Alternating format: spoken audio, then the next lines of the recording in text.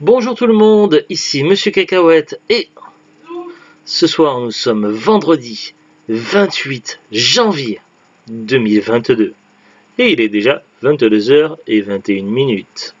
Bon, j'arrête de parler bizarrement. Ce soir dans ce nouvel épisode de Parlons DVD, on va vous parler d'un film catastrophique. Non, un film assez sympathique. Il s'agit du film Air Collision Apocalypse. Êtes-vous prêts?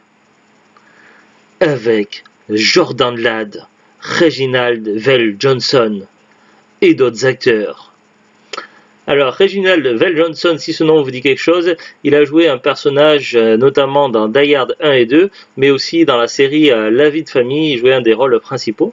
C'est la série La vie de famille qui a fait connaître le personnage aussi de Steve Urkel, qui a été apparu en guest aussi dans d'autres séries.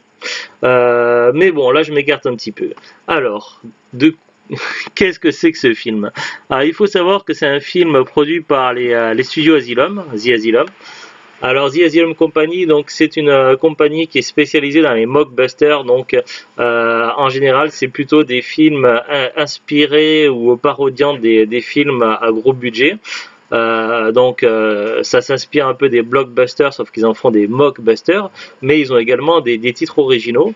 En général, c'est souvent des films avec des créatures, style Crocosaurus, Mega Shark, Sharknado. Ils ont aussi dans leur production Asylum, ils ont aussi une série, notamment la série Z Nation, qui s'est bien fait connaître. Alors les films Asylum sont plus ou moins intéressants à regarder, c'est-à-dire que c'est des films déjà il faut les regarder au second degré ou même au troisième ou quatrième degré, donc il faut déjà pas s'attendre à un gros budget, donc déjà tout ce qui est effets spéciaux, tout ça, ça sera de qualité assez médiocre, assez moyenne. Ne vous attendez pas à du haut. Alors, en général, les films Asylum, lorsqu'ils sortent en DVD, il n'y a pas les doublages en VOSTFR, c'est que du doublage VF et puis c'est tout, et c'est déjà pas mal. Parfois, il y a doublage VOSTFR de proposer, mais c'est très très rare. Qu'est-ce que je peux vous dire d'autre? La qualité de doublage est aussi en général assez médiocre. Parfois ils se prennent pas au sérieux et du coup ça donne lieu à certains films assez comiques et allant vraiment sur des nanars de haut niveau. Donc tous les films Asylum ne sont pas forcément très intéressants, mais nous avec Zuglut on est assez fans et du coup j'essaie de faire le full set Asylum, en tout cas dans les DVD qui sont sortis en France, puisqu'il y a quand même pas mal de films Asylum malheureusement qui ne sont jamais sortis en France en zone 2, et ce qui fait que si on les achète en import, par exemple l'édition allemande ou britannique, il n'y aura pas le doublage VF. Donc c'est pour ça qu'on achète surtout, qu'on fait le full set français, Asylum. Après ça peut arriver qu'exceptionnellement j'en achète certains en import parce qu'ils sont jamais sortis en France, mais du coup ça serait que de l'anglais, donc c'est un peu moins intéressant. Donc bref, voilà, donc il faut s'attendre à un certain niveau de nanar plus ou moins bien réussi.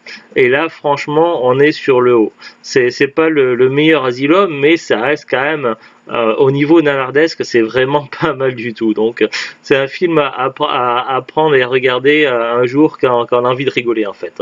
C'est pas le genre de film à regarder sérieusement, mais c'est un film à regarder pour déconner, pour rigoler.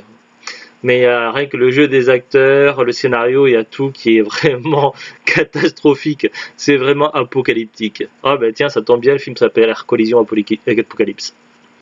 Alors, de quoi ça parle? On va déjà lire le synopsis. Alors déjà, on a une petite citation donc de je sais pas quoi. Alors, ça nous dit... Donc il y a une citation, mais ils disent pas qui c'est qui est cité. Alors, le réalisateur fait vivre à ses personnages les situations les plus infernales à un rythme intense sans jamais perdre le spectateur en route.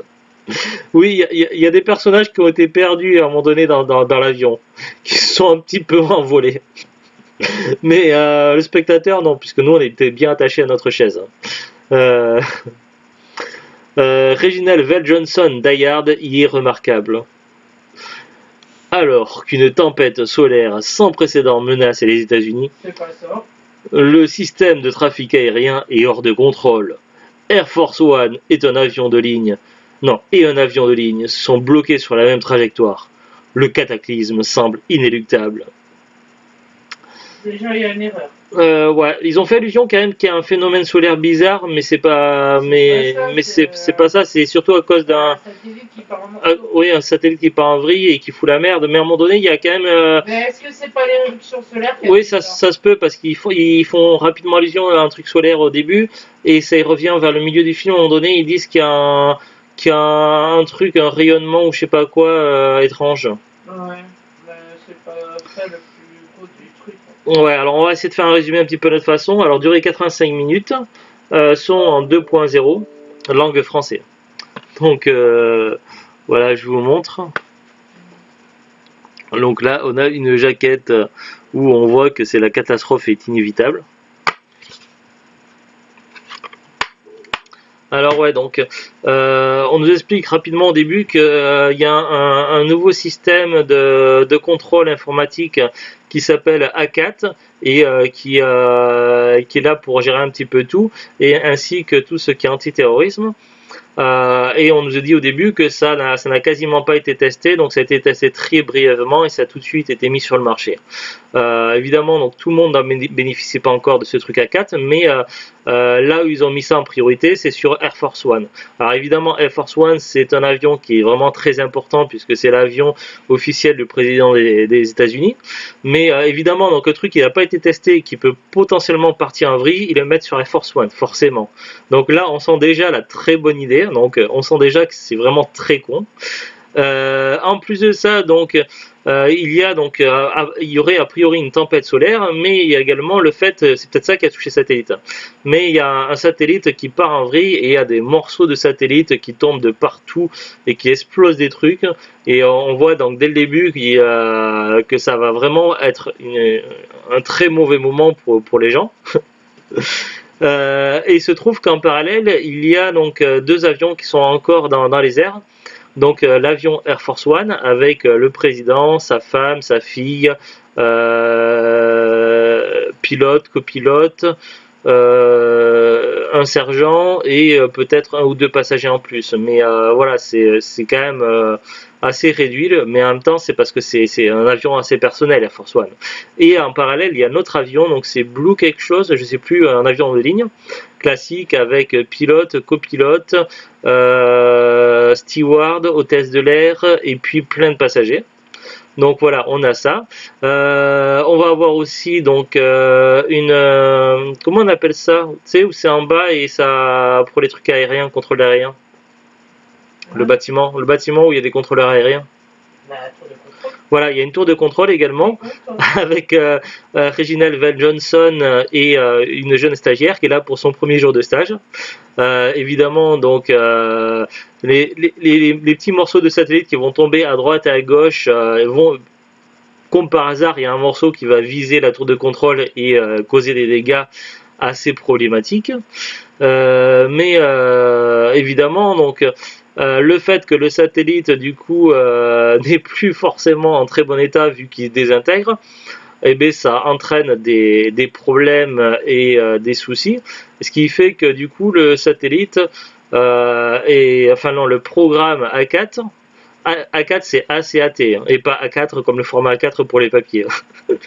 Donc le programme A4 qui est à bord d'Air Force One croit à une attaque terroriste et décide de péter les plombs. Donc du coup évidemment donc tout est verrouillé, cloisonné, donc les gens qui sont dans le couloir ne peuvent pas sortir du couloir, les gens qui sont dans le cockpit ne peuvent pas sortir du cockpit, etc. Donc il n'y a quasiment plus rien qui répond sur Air Force One, plus rien qui n'est contrôlable. Donc du coup ils n'ont plus qu'à se croiser les doigts et attendre quoi, les pilotes et copilotes. Mais A4, donc le programme A4 contrôle également des caméras et aussi des lasers et des missiles, oui, parce qu'ils ont mis des missiles dans Air Force One, et du coup A4 peut décider de lancer des missiles à tout va. Il peut également décider d'utiliser les caméras avec rayons laser pour tirer des lasers sur les gens, comme ça, ou électrocuter des gens. Donc A4, donc du coup, ah non pas A4, A4 c'est devenu un peu style Terminator avec le soulèvement des machines, c'est un petit peu le délire. Donc du coup, ça va pas super fort à bord d'Air Force One, mais ça va pas beaucoup mieux à bord de l'avion de ligne. eux, ils vont manquer de mourir à plein de reprises, plus rien qui répond, donc les contrôles, donc là c'est pas à 4, c'est pas à cause d'A4, mais c'est à cause de je sais plus quoi, donc il y a eu des dysfonctionnements, ils ont perdu, en même temps ils ont perdu aussi la liaison avec la tour de contrôle parce qu'ils ont eu, ils sont pris un bout de satellite dans la tronche. Donc bref, donc les problèmes s'enchaînent sur l'avion de ligne. Et forcément, donc au fur et à mesure qu'ils n'ont plus trop le contrôle sur les appareils, ils vont devoir apprendre à gérer tout en manuel, en sachant qu'ils n'y sont plus trop habitués et ça va être compliqué. En parallèle, donc on va suivre et tout ce qui va se passer côté passager. Donc côté passager, évidemment, donc ça va être les soucis. Donc il y a une passagère qui a des gros problèmes de santé et a ses médicaments dans un sac. Il va y avoir un missile qui va traverser la coque de l'avion. Il va y avoir un passager qui a fait un arrêt cardiaque. Il va y avoir un passager qui a l'air de faire une psychose sur les journaux et qui va péter les plombs à un moment donné qu'il va falloir assommer. Il va se passer plein de trucs. Et puis il y a même quelqu'un qui va prendre l'air, au sens... au sens... mince, comment on dit, hein, Zou, au sens propre, voilà, du terme. Donc voilà, il va se passer pas mal de choses. Donc on va suivre l'action en tour de rôle à différents endroits. Donc ça va jongler entre Air Force One, l'avion de ligne, et puis avec ce qui se passe en bas. Donc de temps en temps, on va avoir l'action qui se passe dans la tour de contrôle. Il va y avoir aussi une scientifique qui va tenter de remettre en place le réseau pour la tour de contrôle, mais qui va se faire arrêter par des militaires. Enfin, il va passer plein de galères. Et donc du coup, le film retrace un peu toute cette aventure et je sais pas pourquoi il a mis dans le couloir. Moi, je le dis personne, je te l'ai dit. Bah ouais, mais l'électricité en ce moment c'est pas. Oui, mais là, Donc ouais, voilà, donc voilà, le film retrace un petit peu tout ça. Alors pour le film en lui-même, après le reste. Donc doublage VF. Alors la qualité du doublage est assez mauvaise. En même temps, on est sur du Asylum, donc on savait déjà à l'avance. Donc la qualité de doublage est assez mauvaise, en particulier pour certains personnages. Il y a par exemple, je sais plus, je crois que c'est une hôtesse de l'air dans l'avion de ligne, mais il y a un personnage qui a une voix un petit peu de, comme on voit des fois dans les séries télé où lorsqu'il y a des passages qui se passent dans les sororités, tout ça, ça fait un petit peu mince, comment on dit? Je sais pas si comment dire ça de manière assez polie, mais voilà, ça fait un doublage d'une personne que ça fait vraiment cruche quoi. Mais voilà, donc les doublages sont quand même d'assez mauvaise qualité, mais bon ça on savait à quoi s'en tenir. Le jeu des acteurs, alors là c'est assez hilarant. Donc on sent qu'ils ont eu certaines consignes, comme par exemple The Glut me disait, donc ça se voit qu'ils ont eu pour consigne de faire semblant d'être secoués dans l'avion. Alors du coup, on voit qu'il y en a qui sont pas seulement secoués, ils sont off. Et puis il y en a une comme ça qui est à fond et comme ça. il y en a deux. Il y en a deux comme ça, donc. Oh. À côté des autres, voilà, quoi. T'as l'impression qu'ils ou alors les turbulences elles sont localisées que sur un siège que d'une seule personne et pas sur le reste de l'avion, donc c'est assez. Et puis à un moment donné, donc il y a des gens qui sont morts dans l'avion, donc on les attache à côté des gens et puis on leur met un sac sur la tête, tout ça, mais voilà. Il y a aussi à un moment donné, avant que tout parte à vrille dans l'avion de ligne, à un moment donné il y a une scène au début entre le pilote et le copilote. Ils se sont lancés des regards comme ça. On se regarde. Ouh, les regards. Il y a eu plusieurs fois comme ça des scènes à des moments où les gens se regardent, ils se lancent des regards. Et puis à un moment donné, il y avait aussi quand il y avait un cadavre qui était attaché devant et puis la personne qui était derrière, le mec comme ça, il a fait les grands yeux. Oh. Voilà, le jeu des acteurs, il est assez mauvais évidemment parce que quand on sait quand on regarde un Asylum, on s'attend à ce qu'un jeu d'acteurs soit relativement mauvais, mais du coup là ça fait rire quoi, et c'est le genre de film catastrophe qui se prête du coup à rendre ces moments encore plus drôles que ce que ça aurait dû être. Donc du coup voilà, donc Entre le jeu des acteurs, le doublage français et le scénario qui veut rien dire et qui n'a aucun sens, on est sur vraiment du bon nanar de haut niveau. Donc voilà, c'est pas un film à regarder pour un film sérieusement. Mais voilà, pour la déconne, tout ça, ou pour le second degré, un film vraiment très sympathique. Peut-être pas le meilleur, mais l'un des plus fun parmi les productions Asylum.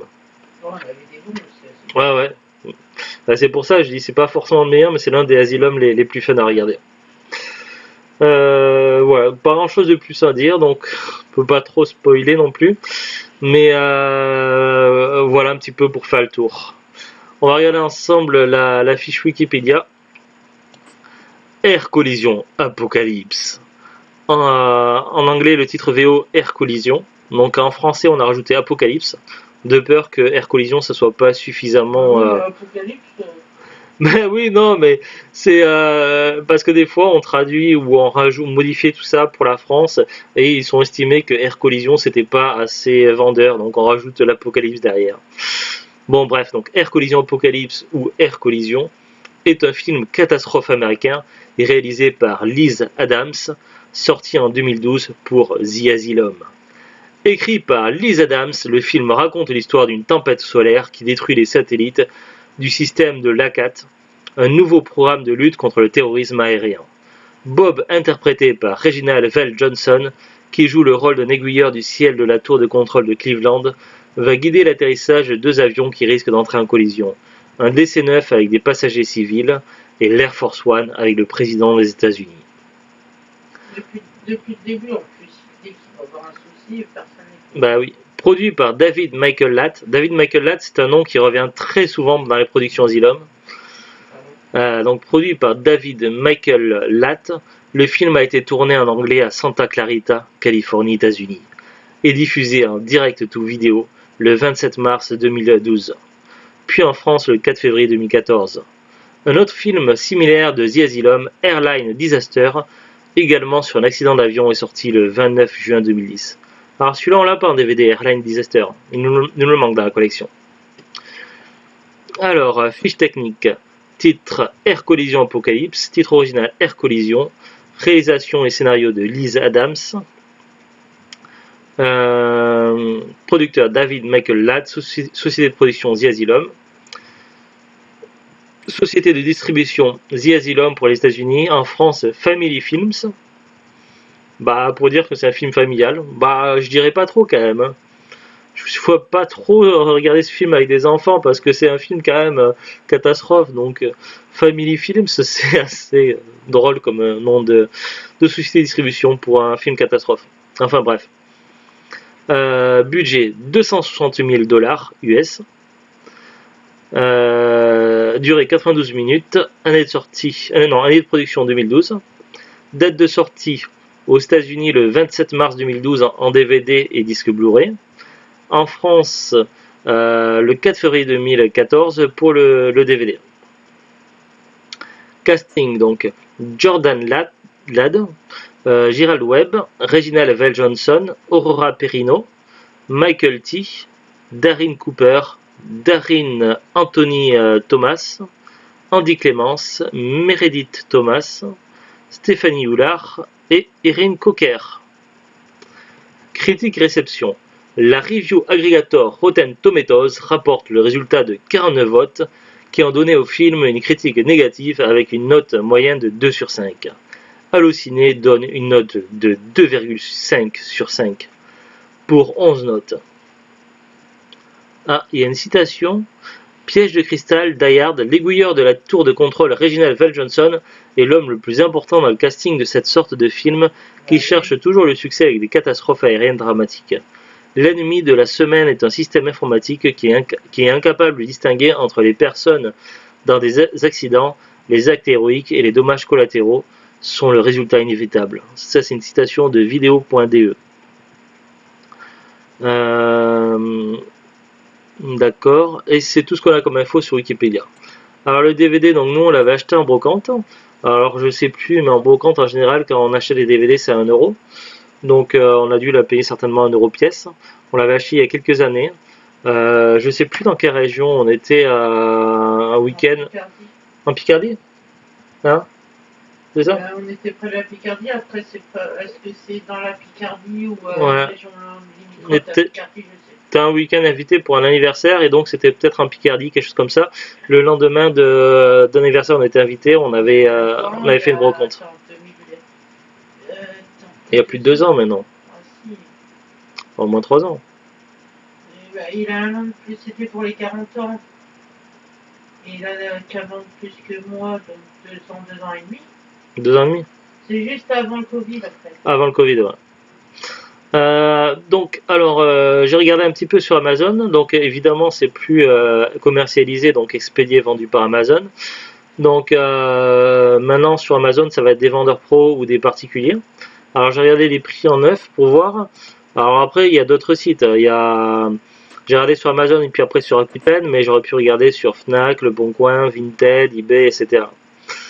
Alors, sur Amazon, donc en neuf, donc au moins cher, c'est à 12,79 € en DVD, vendu par Dima Discount.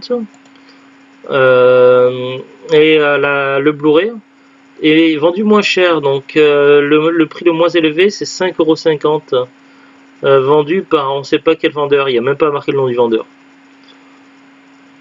Bon. Sur Rakuten, au niveau des prix, donc le moins cher d'occasion est à 3,44 €. On peut le trouver neuf à 3 €. Après, il y a combien de vendeurs? Il y a en tout 9 vendeurs. Donc le DVD est pas très très courant non plus. Donc après, est-ce que c'est un DVD qu'on doit pouvoir trouver en brocante, comme ça, sur un petit coup de chance, ou dans les magasins cash? De temps en temps, il y a des DVD Asylum dans les magasins cash. Alors comment on reconnaît Asylum? Souvent, il faut regarder dans les petits caractères. Par exemple, ici, si vous voulez voir si c'est un Asylum, c'est écrit tout en bas en fait. Il y a écrit Air Collision Apocalypse et ensuite arrobas 2012 The Global Asylum. Voilà, la plupart du temps c'est écrit un petit caractère quand c'est un Asylum. Voilà, c'est tout. On n'a pas plus d'infos. On vous souhaite un bon week-end. À très bientôt. Au revoir. Au revoir. Au revoir.